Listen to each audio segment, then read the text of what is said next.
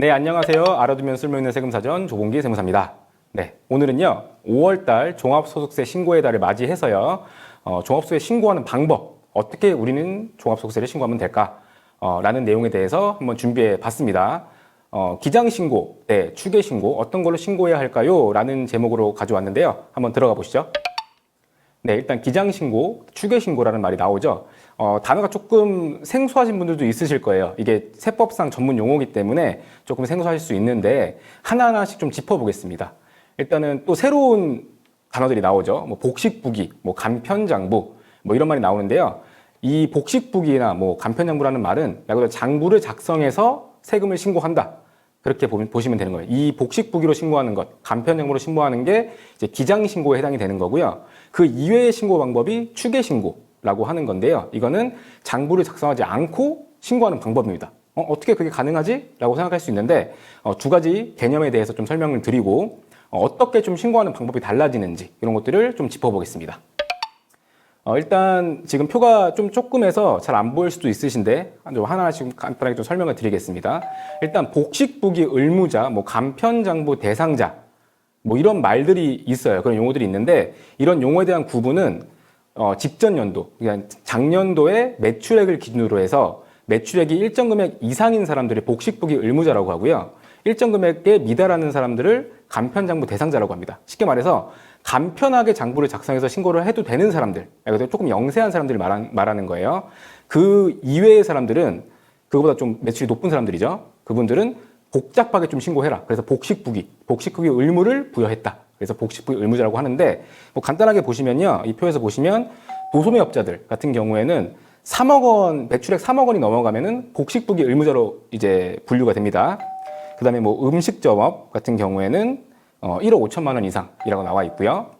뭐 그 이외에 뭐 각종 서비스업이나 이런 경우에는 7,500만 원이 넘어간다. 직전 사업연도에 매출액을 말하는 거예요. 그러면 복식부기 의무자로 분류를 하겠다. 그래서 복잡하게 신고해줘라. 니들은 좀 높게 매출이 나오는 애들이다. 쉽게 말해서 이렇게 보시면 되는 겁니다. 그 옆에 보시면은 추계신고라는 말이 나오고요. 그 밑에 뭐 기준경비율, 단순경비율이라는 개념이 나오는데요. 이 부분에 대해서도 뒤에서 조금 더 자세히 설명해 드리도록 하겠습니다. 네, 복식부기의 의미에 대해서 좀 설명을 해봤는데요. 뭐 쉽게 말해서 아까 제가 뭐 복잡하게 장부를 작성해서 신고해라 이렇게 말씀을 드렸는데 기본적으로 이제 복식부기라고 하는 거는 기업의 자산과 뭐 자본의 변동, 증감 상황 같은 것들을 뭐 차변, 대변이라는 개념이 나옵니다. 이건 회계학에서 배우는 개념인데요. 차변과 대변을 구분해서 좀 이중으로 작성해라. 일반적인 어떤 가계부 작성하는 방식보다는 좀 더 복잡하게 작성을 하는 거예요. 그렇게 복잡하게 작성된 장부를 가지고서 신고를 하라라고 하는 사람들이 복식부기 의무자가 되는 거고요. 이렇게 복식부기 의무자로 규정이 된 사람들이 만약에 간편장부로 뭐 세금을 신고하거나 추계신고로 세금을 신고하게 되면은 무신고로 간주를 해요. 그러니까 신고를 하지 않았다고 간주를 하는 거기 때문에 그에 따른 불이익, 제재들이 있을 수 있으니까 꼭 본인이 복식부기 의무자인지 여부를 확인해 보셔야 됩니다. 네, 다음 장에 보시면은 간편장부라는 말이 나오죠. 아까 말씀드렸듯이 뭐 3억 원, 뭐 1억 5천만 원, 7,500만 원이라는 그런 수익금액 기준이 있었어요. 그 기준금액에 미달하는 그런 소규모 영세 사업자들 같은 경우에는 좀 복잡하게 장부를 만들어서 신고하는 게 조금 더 부담스러울 수 있어요. 그분들 같은 경우에는. 그래서 그분들은 이제 좀 그렇게까지 좀 복잡하게 말고 좀 간편하게 장부를 작성해서 이 간편장부라고 하는 거는 세법에서 그 서식을 부여를 하고 있습니다. 그래서 그 서식 안에 맞게끔만 좀 간편하게 장부를 작성해서 신고를 할 수 있게끔 해주는 사업자들을 말하는 거고요. 이런 간편장부 대상자들이 그럼에도 불구하고 나는 복잡하게 신고하겠다. 그래서 복식부기로 만약에 기장을 해서 신고를 할 수도 있습니다. 그럴 경우에는 칭찬해준다. 너 잘했어. 잘했으니까 우리가 너 칭찬해줄게. 라고 해서 기장세액공제라고 하는 개념이 있습니다. 그래서 세금 신고하실 때 기장세액공제만큼의 공제액을 차감해주고 세금을 납부하게끔 혜택을 주고 있어요. 그래서 본인이 간편장부 대상자임에도 불구하고 세무사 사무실에 이렇게 의뢰를 맡겨서 복식부기로 신고를 하신다면은 기장세액공제의 혜택도 받아볼 수 있기 때문에 그런 부분들도 충분히 챙기실 수 있다. 그렇게 알아두시면 되겠습니다. 예, 그리고 추계신고라는 개념에 대해서 다시 한번 좀 짚고 넘어갈게요. 추계신고 같은 경우에는 복식부기 장부도 아니고 간편장부도 아니고 이 두 가지 장부가 없이 신고하는 거를 추계신고라고 해요. 말 그대로 추측해서 계산해서 세금을 신고한다라는 개념이에요. 근데 이 추계신고 같은 경우에는 매출액만 나와 있지 뭐 경비 같은 것들에 대해서 장부를 하도 작성하지 않았는데 어떻게 신고를 하냐라고 이제 궁금해할 수 있는데 세법에서 그리고 국가에서 이런 추계신고를 하는 사람들한테 일정 금액의 경비율이라는 거를 인정을 해줍니다. 그래서 그냥 추계신고자들 중에서 뭐 단순 경비율 또는 뭐 기준 경비율 이런 개념들이 있는데 그거에 맞춰져서 그 업종에 따라서 경비율이 부과가 되거든요. 부여가 되는데 그 경비율을 적용해서 신고할 수 있게끔 이제 해주는 거예요.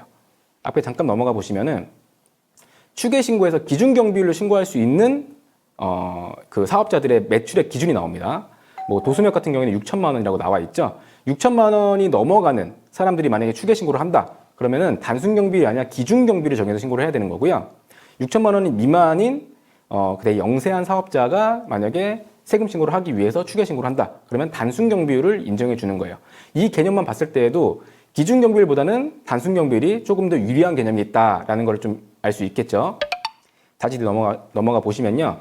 예, 기준 경비율이라는 개념이 나와요. 기준 경비율은 쉽게 말해서 단순 경비율보다 경비율이 낮아요. 예를 들어서 뭐 단순 경비율은 60% 정도를 인정해주는 사업 업종이 있다면 뭐 기준 경비율은 뭐 10%, 뭐 15%, 이 정도 비율밖에 되지 않습니다. 다만 여기서 말하는 주요 경비라고 해서 뭐 상품 매입 비용, 뭐 인건비, 임차료 같은 것들이 증빙을 갖추고 있다고 하면은 그거는 기준 경비율 플러스해서 공제를 해주겠다라는 개념으로 계산이 가능합니다. 그렇게 해서 세금 신고를 장부 작성 없이 하게 이렇게 만들어 놓은 법적인 장치입니다. 뒤에 간단한 계산 방법들을 열거해 놨는데요. 이게 보시면 이제 처음 보시는 공식이기 때문에 좀 어려울 수 있는데 간단해요. 수익금의 매출액이 있죠. 매출액이 있는데 경비를 빼주는 거예요. 근데 그 경비는 기준 경비율, 그 다음에 증빙이 인정이 되는 그런 매입 비용 등이 있다면 그걸 빼주고서 계산을 한다. 다만 복식부기 의무자임에도 불구하고 추계식으로 한다면 여러 가지 제재를 가하는 것들이 있기 때문에 그런 부분들도 같이 고려해서 진행하셔야 됩니다. 네, 단순 경비율 아까 먼저 좀 말씀드렸던 것처럼 조금 더 영세한 분들이에요. 그래서 조금 더 높은 경비율을 인정해 주는 사람들입니다. 계산은 더욱더 간단하죠. 그냥 단순 경비율 적용해서 그만큼 그냥 경비 인정해 주는 거예요. 그렇게 해서 계산을 하는 건데 이런 단순 경비율, 기준 경비율이라는 개념이 법적으로 마련되어 있긴 하지만 본인이 먼저 복식부기 의무자인지 간편장부 대상자인지 만약에 우리가 추계신고가 더 유리한지 아니면 장부 작성이 더 유리한지 이런 것들을 비교를 해서 하셔야 되는 거고 만약에 우리가 단순 경비율이나 기준 경비율처럼 추계신고를 한다면 어떠한 제재 사항들이 있는지 이런 것들까지도 전문 세무사와 함께 좀 의논을 하셔서 더 유리한 방향, 세금적으로 더 유리한 방향으로 이번 5월달 종합소득세 신고를 진행하셔야 합니다. 네, 오늘 준비한 영상은 여기까지고요.